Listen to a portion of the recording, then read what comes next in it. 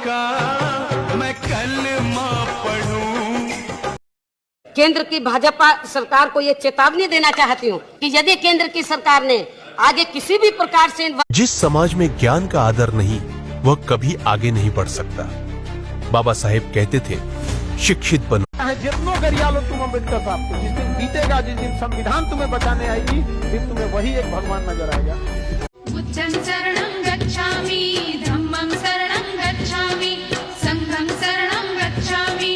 तो आज बताओ कि जिस बेटी ने देश का नाम गौरवान्वित किया, वो बेटी सोफिया कुरैशी को। इंसान भगवान को खुश करने के लिए उपवास करता है, लेकिन भूखे गरीब को खाना देने में पीछे हट जाता है।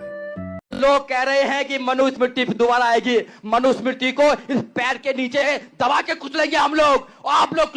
आज आपने देखा सर पे टोपी अस्पा की और झंडा बसपा का, और कैसे समाज के लिए लड़ रहे हैं नौजवान। आप बुद्ध ने कहा था, कोई भरोसा तोड़े तो उसका भी धन्यवाद करे। वो हमें सिखाता है कि गौतम बुद्ध कहते हैं, भोजन का त्याग करने से ईश्वर कभी खुश नहीं होते हैं। अगर त्याग करना ही है।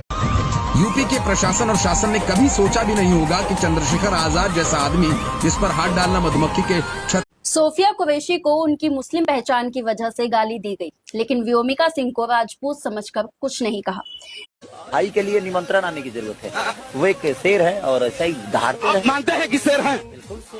आप क्या? पोस्टर में आधा चेहरा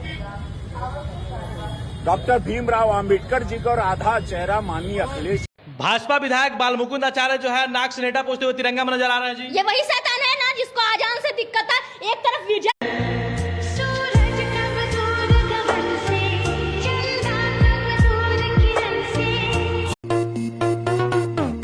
कड़वा है मगर सच है, पुजारी कभी भगवान से नहीं मांगते।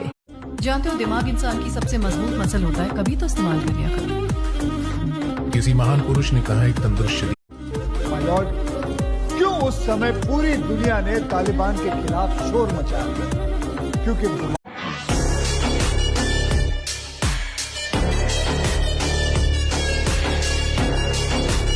70 साल पहले ऐसी ऑप्शन दे के गए हैं सब हमारे संविधान वाले, जिस ऑप्शन में आज तक इंसान। वो जमाना चला गया कि आप अंग्रेजों के कलेक्टर नहीं रह गए, आप बाबा साहब भीमराव अंबेडकर के बनाए गए संविधान के कलेक्टर हैं।